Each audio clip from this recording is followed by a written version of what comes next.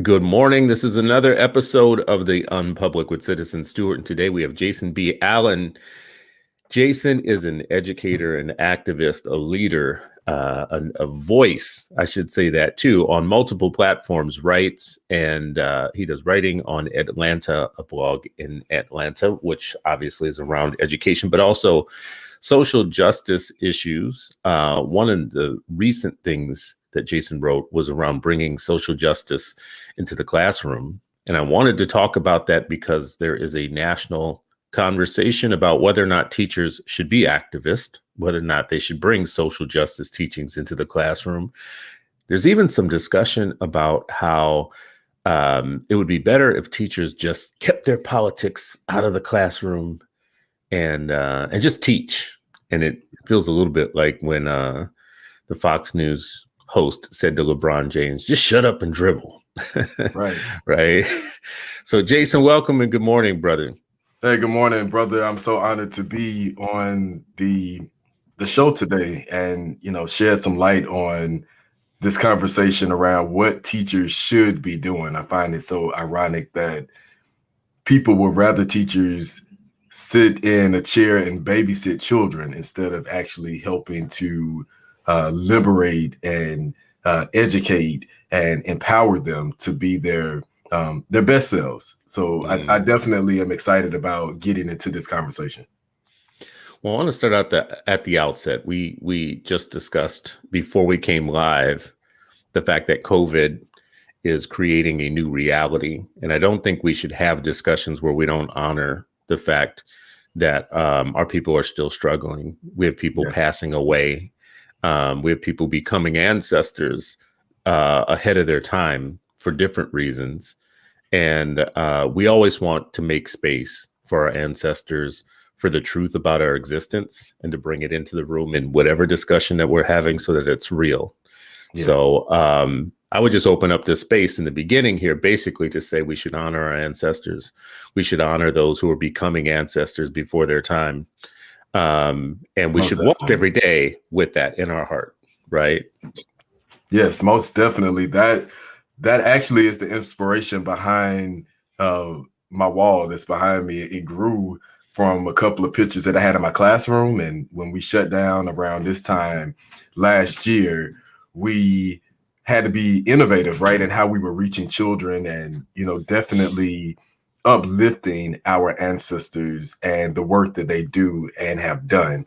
So in this moment, I'm a little in my emotions only because we lost the activists. We've lost so many in Atlanta within the last year.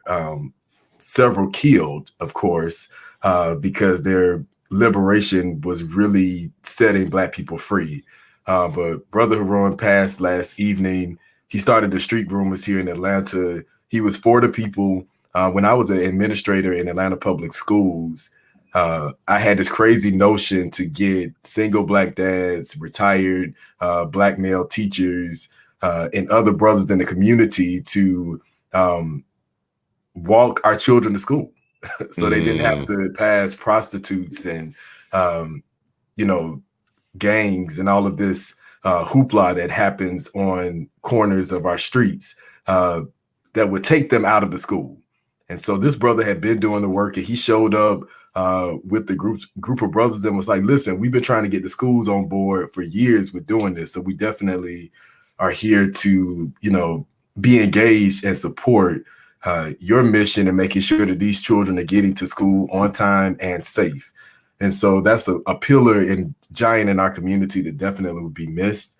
And his activism that speaks to so much of what I'm doing right now in the classroom. So I definitely appreciate that space just to honor his life and the work that he has done that has really called a lot of us to action here in the Atlanta area. I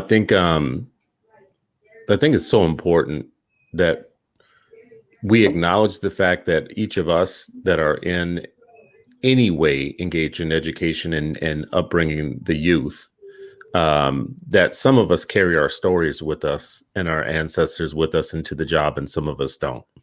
Yeah. So our kids are in the hands of different groups of people every day, some of whom are like you, who carry with them into the classroom your full self. You're showing up as a different representation of a Black man, of our ancestors, of our story. And that is like an encyclopedia in some ways. That's like a library, walking into those child's classrooms every day. But not every kid is lucky across the country. And, I will say this, you're in Atlanta, which is a very Black city, very Black school district or whatnot. And sometimes that might fool you to think that that's the existence that Black children are having across the country. Yeah. What would you say about that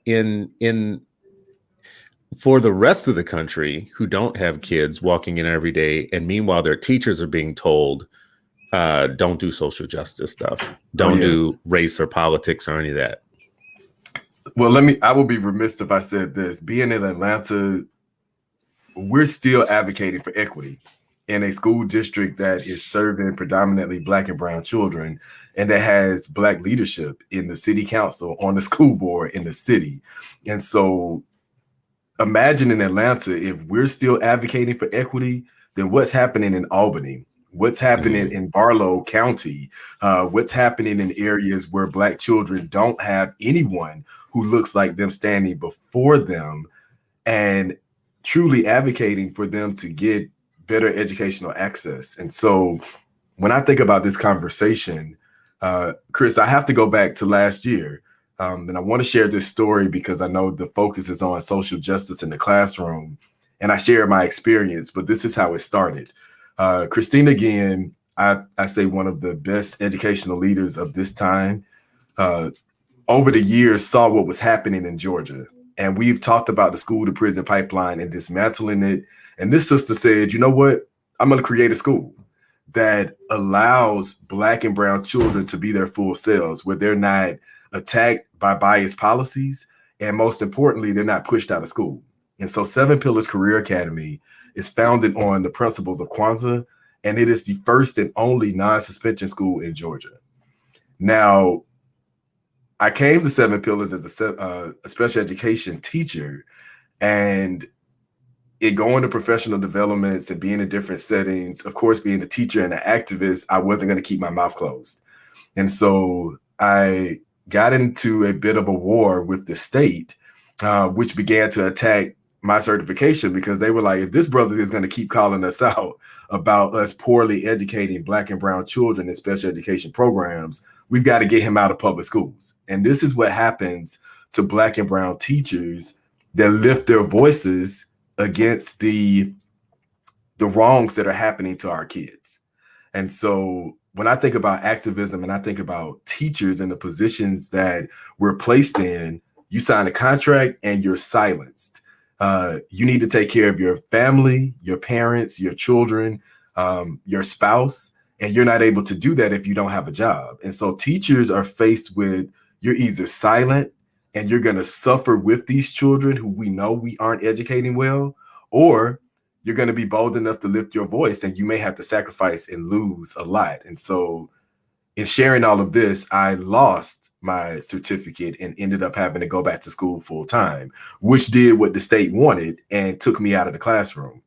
And so this article that I just recently wrote about why I love teaching and social activism and social justice in the classroom became a reality because of a Black sister who said, you know what? I saw your fight. We stood with you. You may not have won the battle, but this is what we're going to do to show how important this is. And so Ms. Guillen created a program that now has allowed me to enter the classroom again as a part-time teacher and instructor. And I'm focusing solely on teaching social justice through creative writing and advanced writing, and taking the stories of our ancestors and present day activists, such as many of our Bright Bean family, from Zakia to Tanisha to Brother Neo, to the aunties, and so many voices that have been lifted on our platform. I'm able to bring this into the classroom unfiltered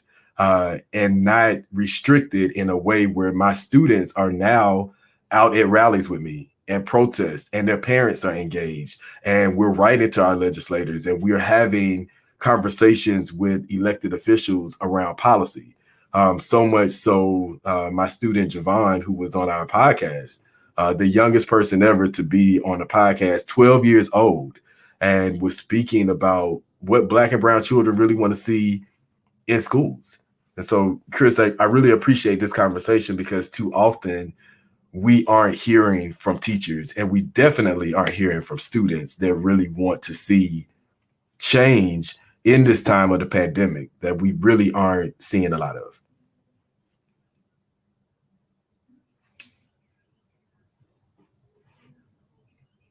Now, brother Chris, I think you may be muted, brother. Oh, I'm saying, see, again, I'm seeing all kinds of profound I stuff I here. saw it. I saw you saw speaking, me and talking. I was like, that brother is dropping knowledge, but with the internet. I was just saying that it sounds like you're mentioning there's a price to be paid for being the teacher that does social justice teachings. Yeah. And that's sad.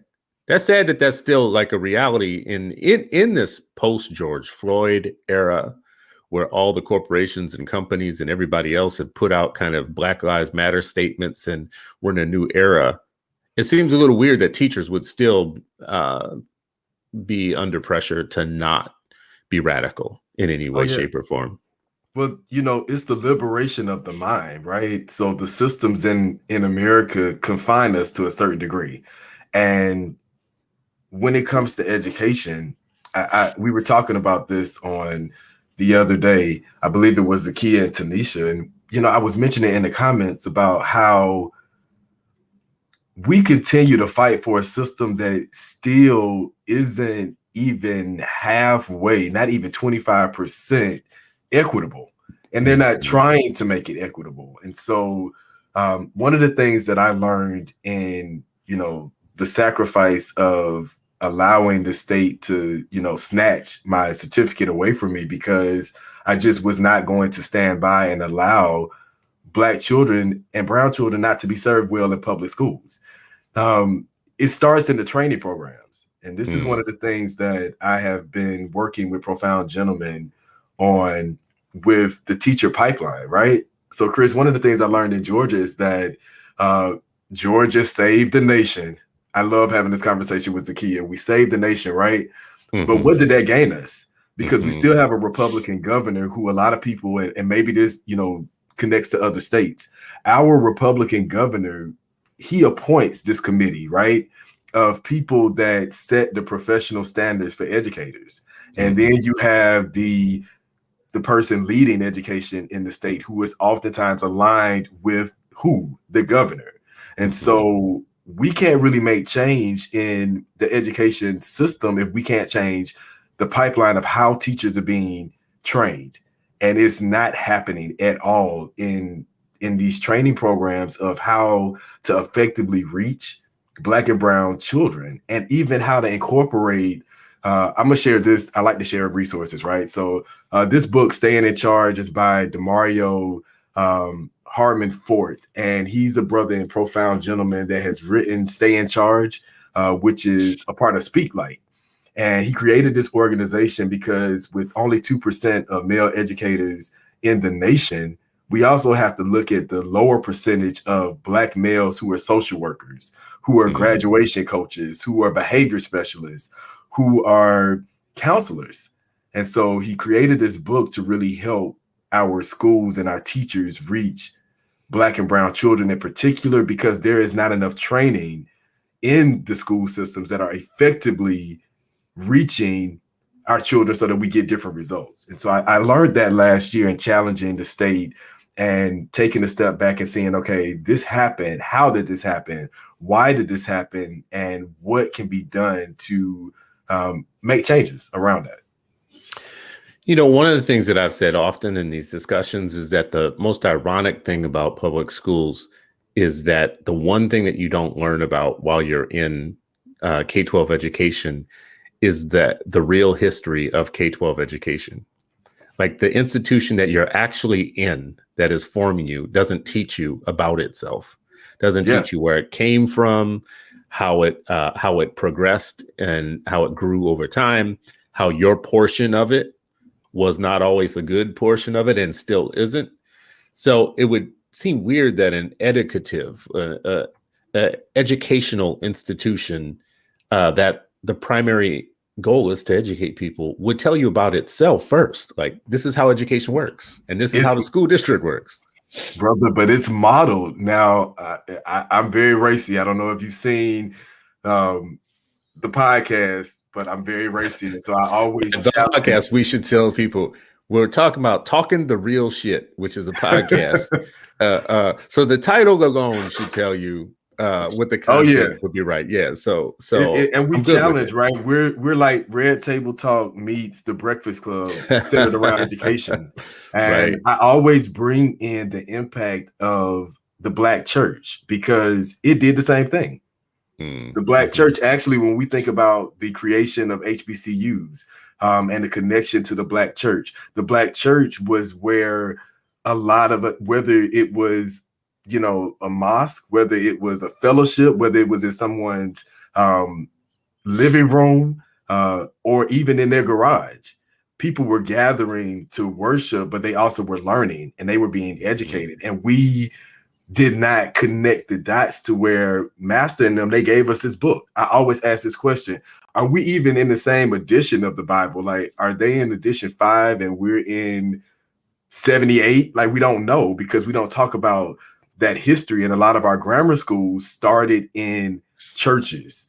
And it was a format that's very similar to what we're seeing in public schools now, where we're not taught the history of church and school and the separation of state. And why did that take place? Because it's a format that was adopted from how Blacks were taught in the faith-based arena, how they were taught in churches that carried over to how we are taught and how our children are reared and learned in school. So I always like to draw that connection because our conservatism as Blacks definitely spills over into education because of what we have been taught through our faith.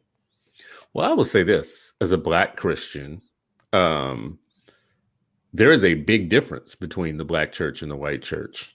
Oh yeah. And the difference between the Black church and these schools and these public schools is the Black church has remained fairly consistent in building year over year of a Black liberation ideology that's embedded in its Christianity. It's always a freedom struggle. We shall overcome. Moses, let my people go. We were in the woods and now we're free. Like, that's the parts of the Bible that Black theology likes to talk about because it was germane to the life. White theology has a different kind of like prosperity gospel and, other stuff going on, like, like personal piety and these other things that are different, which is why, what civil rights activists said years ago about it being the most segregated hour of the week being on Sunday. You have two totally different schools of theological thought happening on Sundays, right? Like, which is why you can have Christian people think it's okay to go attack the Capitol in the name of Jesus and that Donald Trump is Jesus's representative. Right. And you have a Black church who is like, yeah, no, that's, and I'm only making that distinction because I get your point. I'm not contrasting your point, but after 1954, when Black educators and Black schools were closed, Black educators were let go, Black principals across the South were let go. The Black educational theology went a different direction. Yes. After that, right? It went exactly to what you said. That was a great connection, Chris. That was a perfect connection because that's exactly what happened to our schools. We lost that power. And now our children they don't have that connection to, they're not connected spiritually. My students say it. Like, I ask them, what churches are you connected to, or what fellowships? They're not connected. So spiritually, they're not being fed. They have Lee was Cassius Clay. So they're not connected to Black history. They're not spiritually being fed. They don't have a cultural connection to whence we came and who we are. And it's even in your almost to city, that though, dynamic. even in Atlanta, though, like for me, that for someone who's living far away, that seems so impossible, right? At the seat of like all the civil rights history there. Oh, brother, you have giants that are still living there. You have you got Come on. My students tell you I would throw things in my classroom. And I ask them, I say, so hey, Joseph Lowry, and they're looking at me like they don't Wow. know what I'm talking about. Y'all live in Atlanta. Yeah. You drive down Larry Boulevard. What do you mean? You're in a school named after a Black person, and this is Black history. You don't know, but we don't have culturally inclusive curriculum in our schools. And so that's when you mentioned that period of the 1950s and how we lost control of Black schools and Black teachers were really, in a sense, pushed out. We lost that, right? Because there's a disconnection of how we integrate Black history into public school curriculum, even if the curriculum itself does not uplift it. And so, how are teachers trained on doing that? Because if you're not trained on doing that, we can't take for granted that because of the color of the skin, that people know history. And so, if teachers are not being trained on how to integrate Black history, more importantly, social activism or social justice into curriculum, then our children are not going to know the very systems that they are fighting against. They don't even know that they're in a fight. So let me ask you this though. How does that happen in Atlanta? Because for me, Atlanta's like Derek Bell's Afrolantica. It's like Afrolantica is was Wakanda before Wakanda was Wakanda.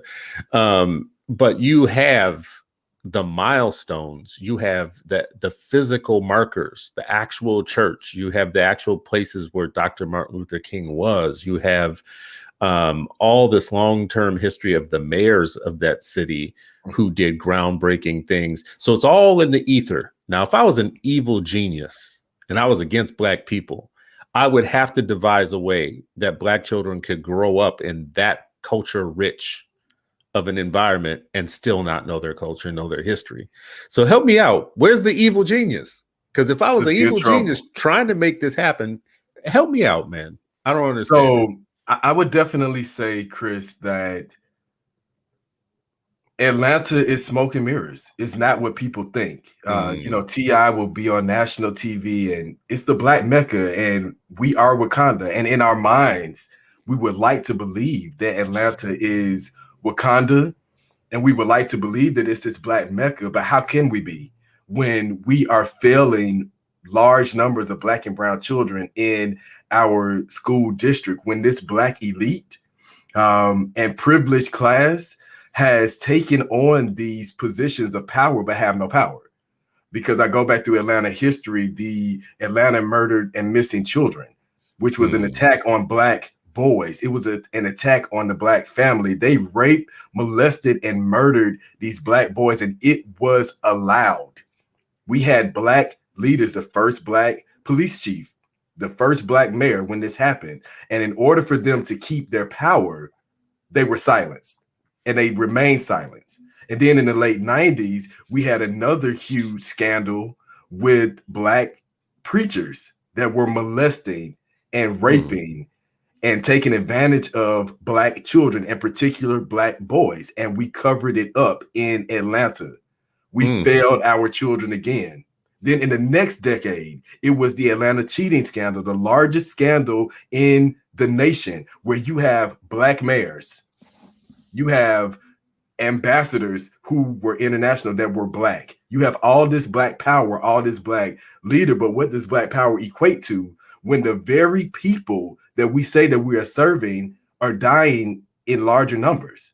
That the homeless population has grown since there has been Black leadership here in Atlanta and nothing has been done. Black leadership last year, city council president called for Black boys, that Brother Haran and others were out here, myself included, trying to save their lives because in the pandemic, Black people were losing their jobs, right? And so youth took to the streets to sell waters, to sell t-shirts, to sell face masks, to be able to survive. And what did the Black power in Atlanta do? They condemned them. They put in place policy that would restrict them from being able to do this. The council president has been on the news and said, do not give them money. When you see them, call the police. And in gentrified communities, what do you think these new neighbors are doing? They're not calling Mm, teachers that know the students. They're not connecting with the schools. They're not calling the church leaders to say, hey, are you familiar with these youth? Oh, I saw a youth out there selling water and they said, call the police. Here we go. And so mm, now in a city in Atlanta where Rashard Brooks was killed by the police that caused a national uproar, and now you have police officers who don't want to be held accountable in Atlanta under Black power mm, that have a vendetta against who? Black women and Black children. And it's being allowed to happen in a city where Black people are in power. And so my question goes back to this book, The Atlanta Riot. We talked this up on our podcast with the centennial of Tulsa, because a lot of people don't realize that the Black elite played a role in the disenfranchisement of the Black working class and the Black poor. This book is an account of families that still have members alive today mm, that saw Black families with privilege, educated, in higher ed, dentists, other professionals that wagered with those very same people that caused the insurrection at the Capitol and white privilege and said, in order for us to mm, stop these killings of Blacks, we'll work with you on this, and to hell with the Black working class and the Black poor, they on their own. And it's been like that in Atlanta ever since. The people that are being attacked, Chris, it's not people like me. mhm, My mhm, family, we're working class. I feel like I'm gonna be okay. But my students that are living in poverty, my students that are disenfranchised, these are the Black people in Atlanta who are being killed, and they have no protection and no one advocating for them. And the very people that say they're working for them, like our new DA, who pimped the pain of our people and got in office and mm. then sent the cases away and said, "Oh, I Wow. can't, I can't do this." But you told the people that you were going to do it. That's why people Mhm. came out and voted for you. And so when we talk about Black power, what is that really? If the people that are in power who look like us are not going to do the things necessary for our people to be advanced. This is a very important ripple that you're asking and a dangerous one for conversation. But I mean, the dynamic that you just explained, where you have Black people in power at all levels, and Yes. there is still a problem, I think expands the notion of what social justice actually is, right? I shouldn't say expands, it confounds what we would normally see as social justice, Black, white, freedom, oppression, and blah blah blah. We don't really talk about the fact that that class could make a certain, like if you get rid of white people. Bill Cosby said this years ago, and I hate to bring up Bill Cosby in what I'm about to say right now, but I got to say it because he said it years ago. He said, if you get rid of white people, Black folks will figure out other ways to hate each other, right? Like just to replace the white people. And what you just described to me is once you get a little something in life, you might join a class where you start looking at your own people as if Yes. they're another, right? You're looking at them as another, right?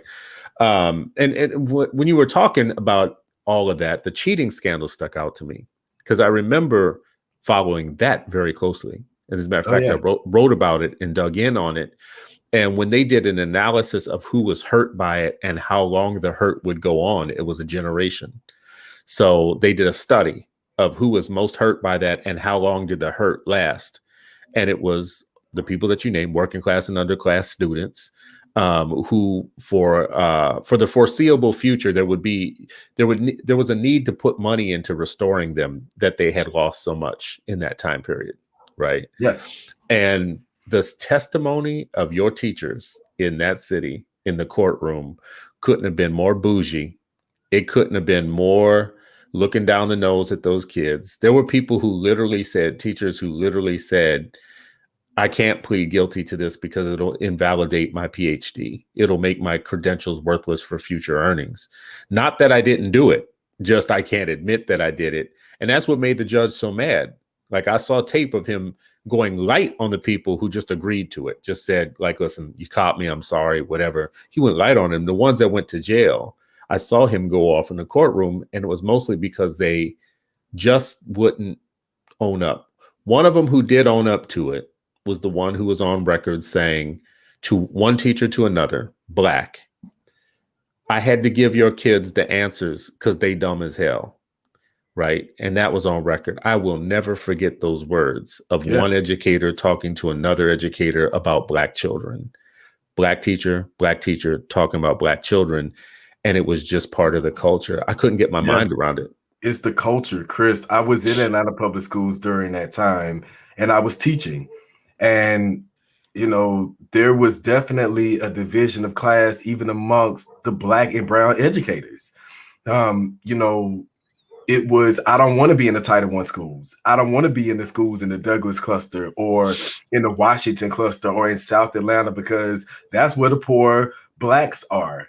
And out of respect of Black History Month, I won't use the terminologies that they speak about our own people, but that's what we think. Title I and disadvantaged students and behavior, all these labels that we create for our students. I ask my students about this, on a weekly basis. What do you all think about the stereotypes that not just this society sets up for us, but then the stereotypes that we as a people buy in about us and just their mindset about allowing people to be who they are, acknowledging that everyone does not want the same path. Every Black boy doesn't want to be a rapper. Every Black girl doesn't want to be a fashion model or a dancer. Why do we, and even if they do, that's totally okay. But why do we push them to only believe one thing, or we push them to fit the stereotypes that we create for them? And so I'm connecting that to the Atlanta cheating scandal because Black educators failed Black children then because we were placing them in boxes and because they weren't living up to a false standard of the public education system. You have those educators who felt like, oh, they're dumb. Oh, they're worthless. Oh, they're of no need. I teach kids that have exceptionalities. I had an exceptionality growing up. I took speech, and then I also had another, learning challenge, but I also was gifted and talented. And so I share my story with my students. And so now a student that has a horrible speech impediment, they'll say, Mr. Allen, you had a speech impediment? Yes, brother, I did. And here's what I did with my teacher that helped me. And they believe it because I'm sharing with them my own experience, because they can tell that Mr. Allen really wants to see me succeed, that he doesn't want to just see me walk out this door and I go into another school year and I don't even know how to spell the school name, or I don't even know how to tell someone where I live or navigate my way home as a middle school student. So what is happening when these kids come into early learning centers and elementary schools that obviously have failed them, because by the time they reach me, it's really too late. Do you think that the teachers and the colleagues that you had carry this sense of social justice with them, that they understand that education in poor communities is a ministry of a different sort? It's not just teaching like some sort of like cold way of teaching, but it's empowerment, it's uplifting, it's something bigger than you. Yes. And what I hear all the time is from teachers, we're doing our best, we care, we love our children, it's all positive. So if I know another educator in Atlanta public schools who would say nothing but positive stuff. All my colleagues are great people who are working very hard every day and love the kids and see their best interest and read all the books. They read all the social justice books and they read all the like anti-racism stuff, and they can recite Kendi, Ingram back and forth to you and whatnot. But I always, as an outsider and as a parent, I'm just not feeling it. Oftentimes I'm just like, I hear that, but I don't believe you. Yeah. Educators in this time are different. I reflect on Atlanta and all of I remember my first Black male educator. I still talk about Mr. Gordon this day, at FL Stanton, and how he really connected Atlanta's history to the work that he was doing in the classroom. And it appealed to me because my daddy talked about Atlanta history. He knew these people, in being a small business owner, he always reflected on, look at the possibilities of Blackness here in Atlanta. And so when I had a teacher in fourth grade who was like saying the same thing. I was like, oh man, school can be much more than just coming in here and, you know, learning the basic ABCs, one, two, threes. It's like there's so much more that we can actually be learning. But I didn't get another Mr. Gordon until I got to high school. And even a lot of my classmates then never had a Mr. Gordon. And so I'm mentioning that to say that that's still a commonality for a lot of students today. They get a really good teacher, and then they get another teacher who doesn't know how to navigate the system. They may feel like everyone is doing a great thing and I'm doing the best that I can in a system that really doesn't give me the autonomy to teach children in the way that they need to be taught. And that is a big reality for Black teachers that are in public school systems. Like, they have to be very honest. I'm going to do the work that I can do to, one, elevate myself. I mean, let's just be real, to elevate myself, to take care of my family, and to professionally make me look good. The children learning and being on grade level, that may be in the top 5, but that's not in the top 5 of what teachers are thinking about in this time. And especially now in the pandemic, the first thing is it's fight or flight. Let me either find me another job or let me do the things that I need to do in order to make sure that I'm okay and that the children get the best of what I can offer at the time. And that's a big reality for where we are. I actually don't see how we do better for our kids without a major redesign. Because Chris, I don't either. My students don't. My students don't. They're like, why? You know, a student leader in Atlanta, and I'm surprised that she's not on right now.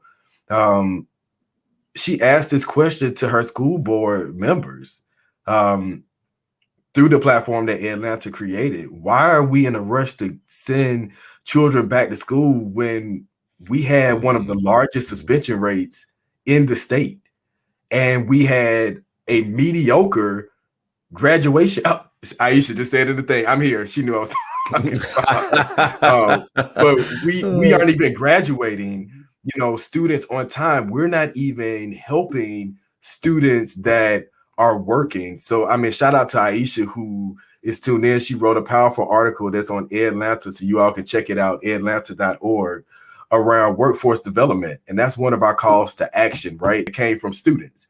Why do we have high school seniors that are working with little support or little training on, you know, workforce development and still having to navigate school and keep their grades up as they're preparing for college with little support from our public school districts that are getting all of this money to say, oh, look at these workforce innovation programs and look at this amazing partnership with Google and Amazon. Our kids are like, listen, we tired of these photo ops, right?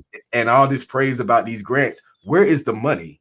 Where are the resources for us to get this training so now, we can actually get the jobs that you all are, you know, so fancied about and parading around? We tired of the charades. Right. Where is the money? Where is the progress? Where is the policy? That actually, right, when young people, first of all, the question of where is the money, like when you're an institution, you ask, that is a very powerful question that leads to many other powerful questions.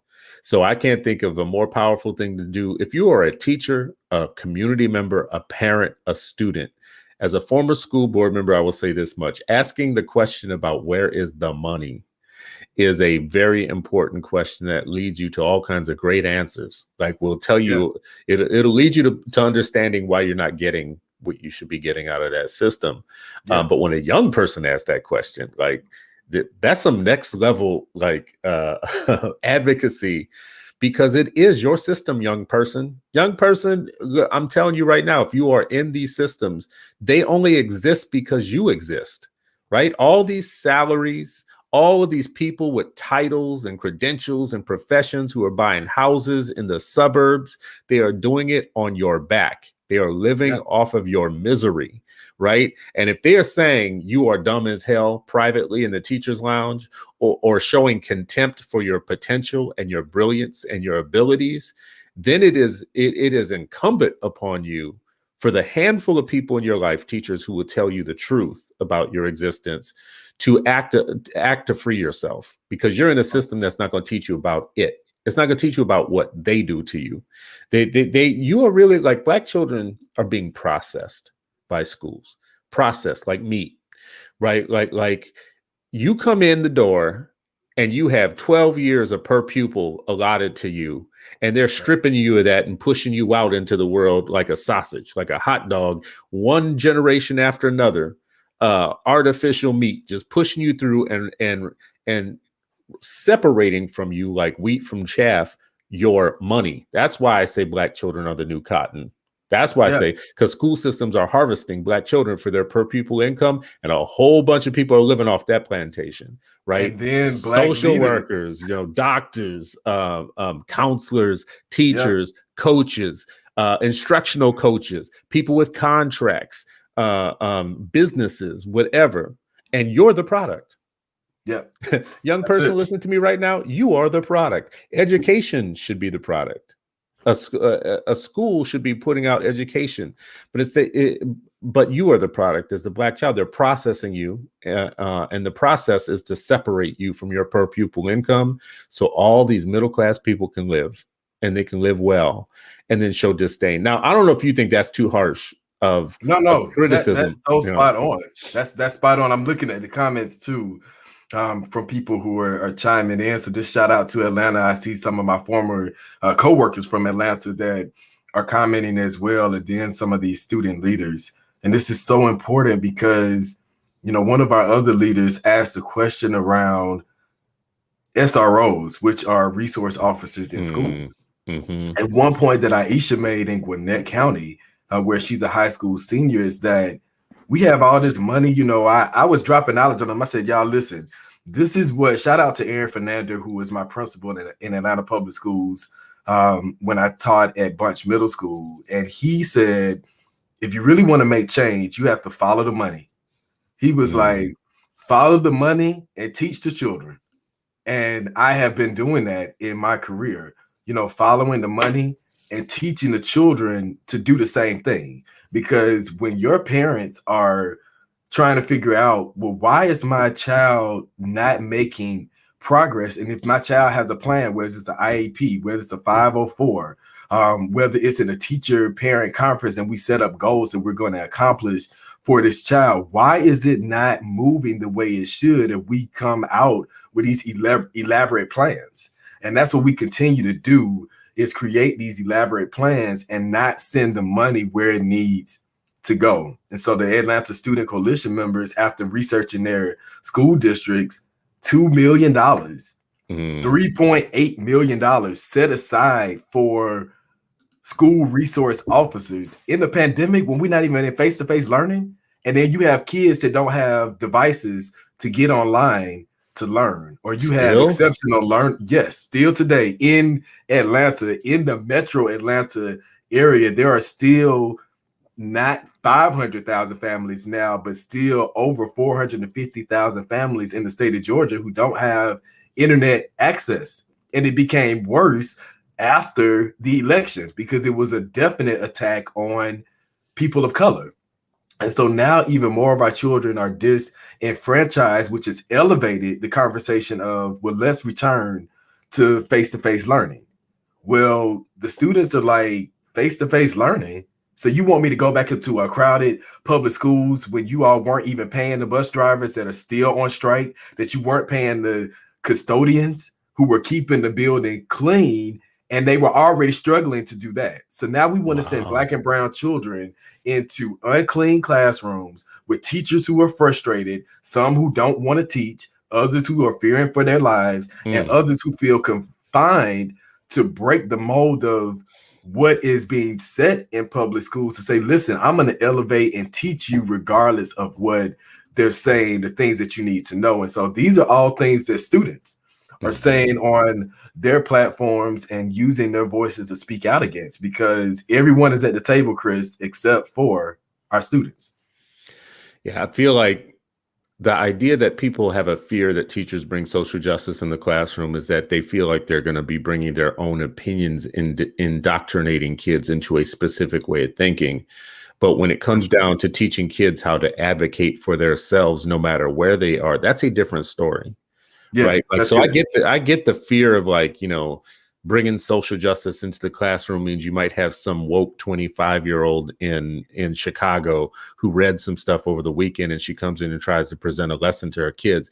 That's different than someone like you or others in a place like Atlanta who are teaching young people, like, investigate the systems that you're in. Investigate, and this is your system, so use your voice too. Like, speak up.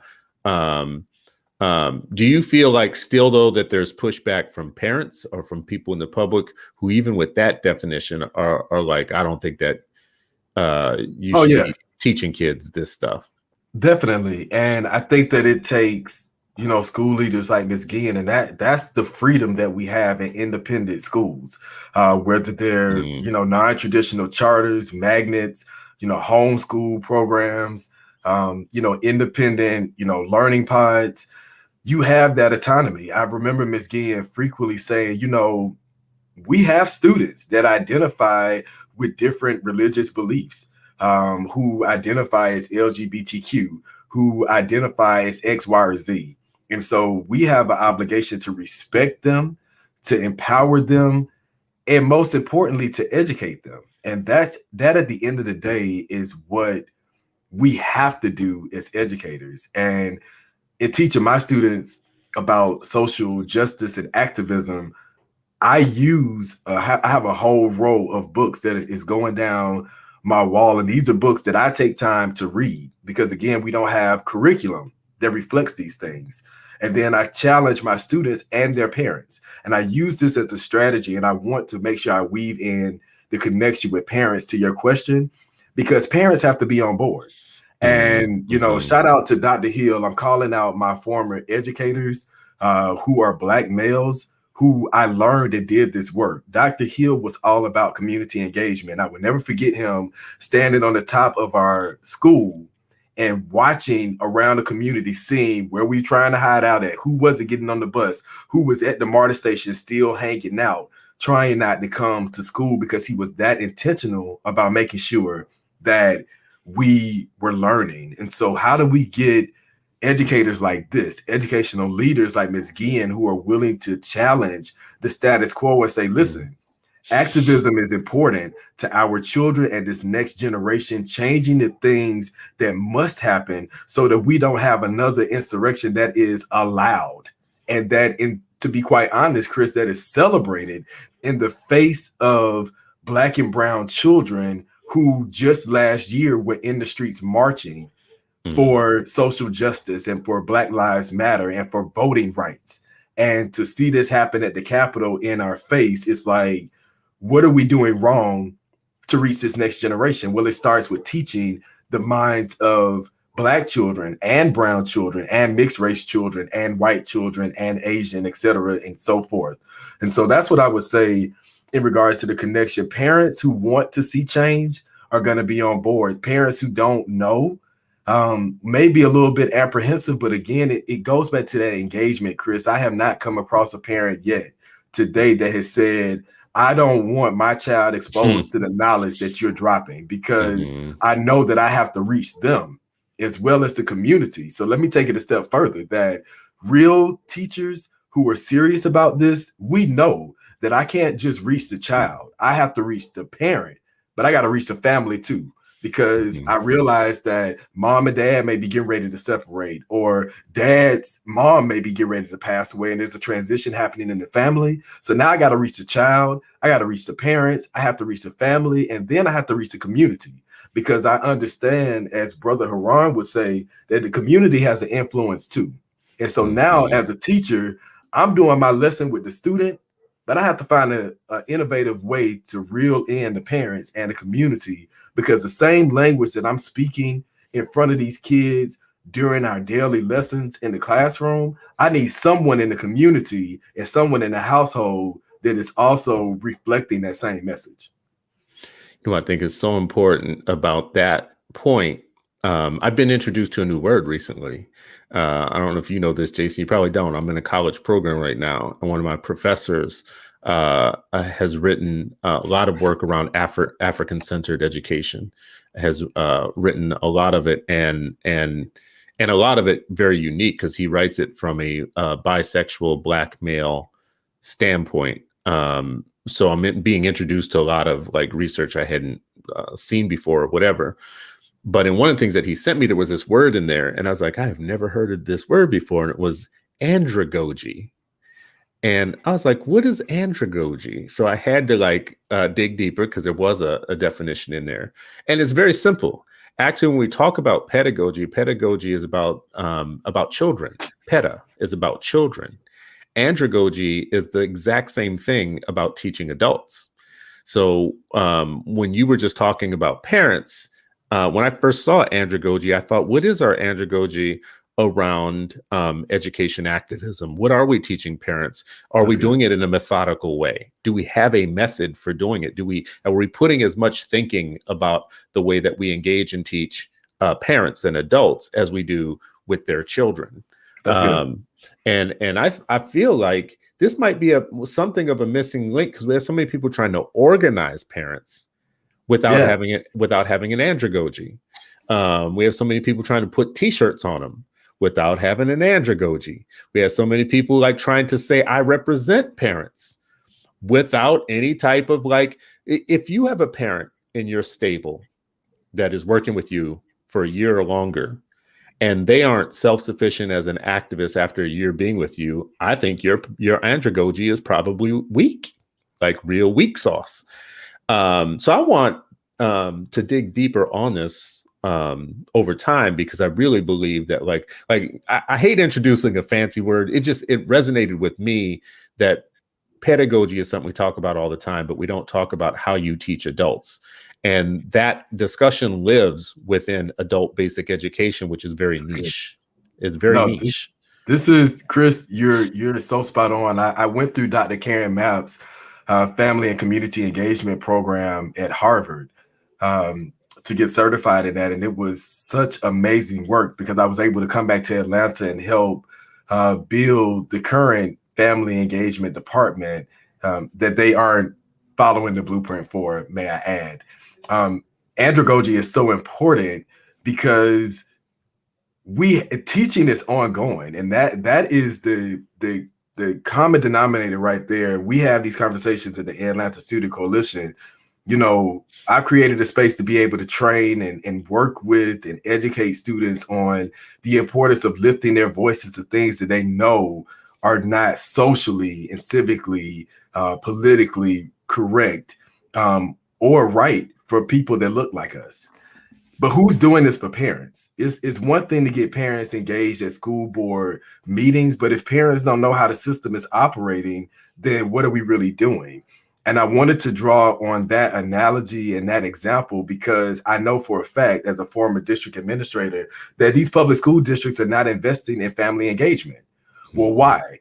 Because there's power in family engagement. That's why we believe that it takes a village to raise a child. So if I want to pay the parent liaison $14 an hour or $10 an hour or $11.12 an hour to do a full-time job, and I hire this one person that is responsible for hundreds of parents, do you think that one person has the autonomy and the time to sit down with Mary and Joseph and everyone else and learn their family history and their story and what they need and what are the economic challenges that are presented to them that are not allowing their children to get to school on time or preventing some type of I want to say a channel for them to be able to excel in school. These things are blocked because parents are overwhelmed with trying to, grow up because a lot of them are still growing up. They're trying to take care. If you're an educational institution and you are educators, though, you would be thinking about what do they need in terms of learning, right? So like when I think about, you just hit a word that triggers all my buttons, which is school districts talking about parent engagement. So there's a range of words that we use about parents being in the educational process. One is involvement, One is engagement, and you can find several variants of either involvement or engagement, but none of them are freedom, right? No. So if I'm engaging you, no, first of all, let's start with empowerment. If empowerment implies that I have something that you don't, and I'm giving it to you. I'm empowering you to be a parent or to, blah, blah. And, bottom line is the power is within you already. So don't let me act like I'm giving you anything. It's in That's you. good. I need you to see it and understand it because it's an internal part of your body. I'm not empowering anybody. You have the power. So empower implies I'm giving you, I'm pouring power into you, and then you're, being a powerful person when really the power is in you and I just need to uncover it like an onion. I just need to discover it and then you're off to the races. You're your own Yeah. self-powered person. Involvement means like I still own the process, but I'm involving you. Let me involve you in the process of raising your own damn child, right? That don't make any sense to me, right? Like, let me involve you No, in, you're right, man. so, and That's spot engagement. on. Engagement even still, I think, means I own the process and I'm just engaging you in the process, right? When in actuality, I should help you become a sovereign country, like the true, and you're an educator. I'm not, like, so you understand parts of the sciences that I don't, but like, wouldn't you need to have a rubric of some sort for how this is going to go? Like, if I'm going to Well, work with you over time, shouldn't I have a parent rubric knowing that what I'm doing is helping you or working? well, most definitely. I'm a champion for family engagement more so than parent involvement. Uh, Mainly because that isn't functional for Black and brown families. I have children who are raised by their grandparents. I have children in foster care. These are not parents. They're not traditional parents. Mm-hmm. So parent involvement right there cuts out about 74% of the people that are rearing Black and brown children. We need to be reaching aunts and uncles and godparents and older siblings and grandparents and step parents and foster parents. We need to be involving everyone who is connected to our children. That's why I'm a champion for family engagement, in the sense that it also brings in the community, not so much to say that, hey, I want you to be engaged in what the school is doing, but most importantly, hey, this is what we're doing and we cannot do this without you. So what are your thoughts? And that's when those things happen, community leaders can come to the table and say, baby, listen, we had a whole block of people that are in generational poverty. So you trying to have this workshop on being an entrepreneur, what is that going to do when they didn't even get GED? So then you're able to go back and say, listen,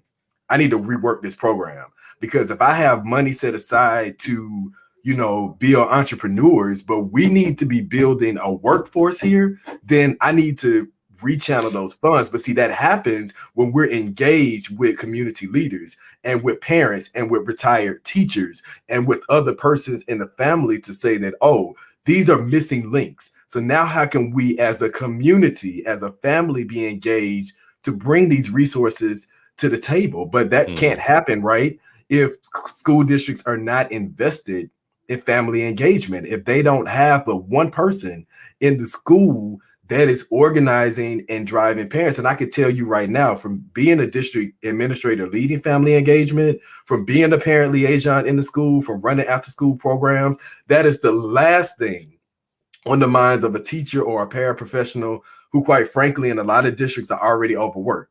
And so they dump everything on the parent liaison because they're like, listen, I just see parent, and they have given me a whole list. This is what the school systems do. They give the teachers a whole list of things that this is what you have to do as a checkoff, right? Because we just want to check the box. That's what too many people are doing.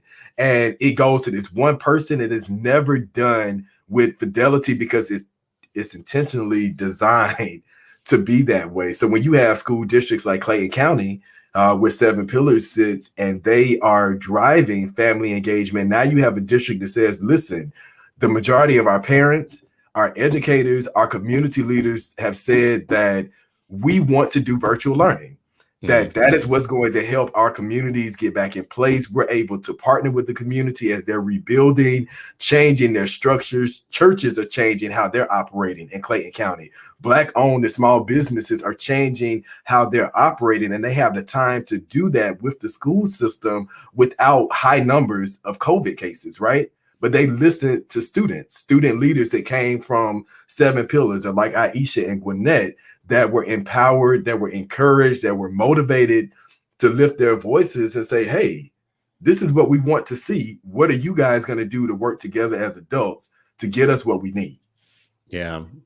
I would love to see people working with parents. As a parent and a parent activist myself, see us as being the real power and seeing Yeah. themselves as just facilitating our power and holding themselves accountable for helping us understand, demystify, so that we can at one day be ruthless and be unstoppable. Like we shouldn't want people organizing us into something where they want to keep us. And my trajectory. So I've been saying for a while that I'm 3 decades in as a parent, and I just realized I'm going into my 4th decade as a parent.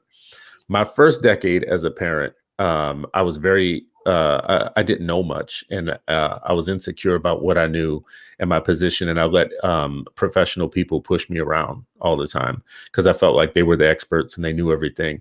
It wasn't until I knew enough to feel like I have power in a situation that things started to change for me as an activist. And I'd love to see that same trajectory for all parents. As we wrap here at the end of the end of our time together, like, what is your message? What is your hopes and dreams and your message for the educator that comes into these systems not fully knowing what they're going to face, but they do want to be on the right side of social justice and they want to do the right thing, but they just haven't learned yet what it's going to be like when they get there? How do you give them an honest message and prepare them? Well, this is my call to action, right? I would definitely say, for any future educators, I've had a couple of people who've reached out to me, and I always say, let's start with research so that you can look at different models of where this is actually working successfully, because my shirt says success, by the way, shout out to Profound Gentlemen. We don't focus a lot on what's working. We know what's not working. So we have so many examples of public schools, traditional models that are not working, but we should also be uplifting the Center for Black Educators Development, because that's a resource. If you really want to know how to do the work, I need you to connect with Brother El Mekki, because him and his team, they know how to get it done. I need you to connect with Profound Gentlemen and the Profound family that also has Profound Ladies, as they're training teachers of color to really work with schools on changing policies, on implementing better models of training teachers to be more mindful of how we're educating Black and brown minds, and also mindful of how we're educating children, period, about social justice. There are organizations that are led by Black and brown leaders that have curriculums, that have resources in place to help drive this work. And we have to be available to put ourselves in a position to take advantage of these resources, and they're out there. And so I want to highlight for future educators, find these organizations. Most importantly, and not just because I'm on Chris' show, but connect with the Bright Beam Network, because we have so many people that are connected to activists on the ground, that are connected to educators, best advice who are today doing the work. We go to BET, right? We go to Media Takeout, and we go to TMZ for all the news. Well, this is what I tell parents. You want to know what's happening in schools. You want to know what's changed. You're interested in being an educator. You're tired of these kids breaking in your car. Well, listen, you need to connect to anything that the Bright Beam Network is doing, because you have activists from all over: aunties, grandparents, parents, young teachers, older teachers, retired teachers, nonprofit leaders, whatever you can think of, our network has it. And so that's my call to action, people. We have to take the time to do the research and connect. And that's my coalition building speech for today. I appreciate it, man. I appreciate you for coming on today, and definitely appreciate the bright light that you bring to the work. It's amazing. For everybody watching and listening, this has been an hour with Jason B. Allen, his Twitter handle is running across the bottom there. You can reach him through Twitter. You also can go to Atlanta, which is his blog, where you can find more of his writings and his thoughts, his ideas. He's also the co-host of the Talking the Real Shit podcast, which is on the Brightbeam Network, which I love, that we have all these voices. My final word on all of this is basically to say it used to be the African proverb of "it takes a village," which is now a cliche, actually was, I think, it was good advice before colonial rule over the entire world. Today, it doesn't take a village anymore. It takes a revolution. Yes. And Lerone Bennett said it best: if you are an educator in a system of oppression, you are either a revolutionary or an oppressor. And for teachers listening to this, I would ask you to make a decision every morning about which of those two things you want to be, because you can go into a system and you can be hired into a system to be transformed by it or to transform it. Those are two totally different things. You can go in, you can become a police officer and then eventually have it shape you to be just like every other police officer, or you could go in and be the one who tells the truth and changes the systems that are harming our people. Same thing in education. So every morning there's a decision to make. Every morning there's a question you can ask yourself. I am in a system of oppression. Am I going to be an oppressor or a revolutionary? And revolutionaries, honestly, don't worry about things like I might lose my job. Now, I'm not telling you to do anything that you're not comfortable with in terms of your own life circumstances or whatnot. But I am saying that maybe you should set yourself up to the way in which you can't be fired for doing what's right. Meaning you might want to work in an independent school where people share your values. You might want to work in a system with other people who understand that you need to infiltrate and double cross the system, not become part of it. You might need to just realize that you're going to be there for as long as you can be there, and then you might not be there anymore, right? Like just tell yourself, between you and your Jesus, Lord, I'm going to go into this thing and I'm going to do this thing. And the moment that you tell me that I need to step back from it and walk away from it, I will do that, because truth is going to be truth no matter what. So I will fire myself for truth. I will fire myself. I will be done with this or whatnot. But what I won't do is become part and parcel to a system that is harming 8 million Black children every day and not helping them reach their highest potential. That's what I won't do. So I hope, as a parent, I hope there are more teachers saying that to themselves in the morning, because as somebody who's entrusting my children to your system, I would love to know that I have some allies on the inside who are willing to transgress the system, to be revolutionaries, to double cross the system when necessary, and to make sure that my child is treated like a child of God, like they have unsurpassable worth granted to them at birth, and that they are not going to allow a system to take that away from them just for money, and to keep the system as it is. Thank you all for watching. So all my people watching this morning, I appreciate you for giving us an hour or more of your time. It tells me that there are people in this world who have long attention spans for things that matter for our children, right? We are such in the Real Housewives culture of the last soundbite minute or whatever, that sometimes we can't be bothered with the things that will save our children. But the fact that you're here this morning making all these comments and saying all this beautiful stuff in the comment section tells me that we are not alone. We are together. We will win, and we will win for our kids. Thank you all so much.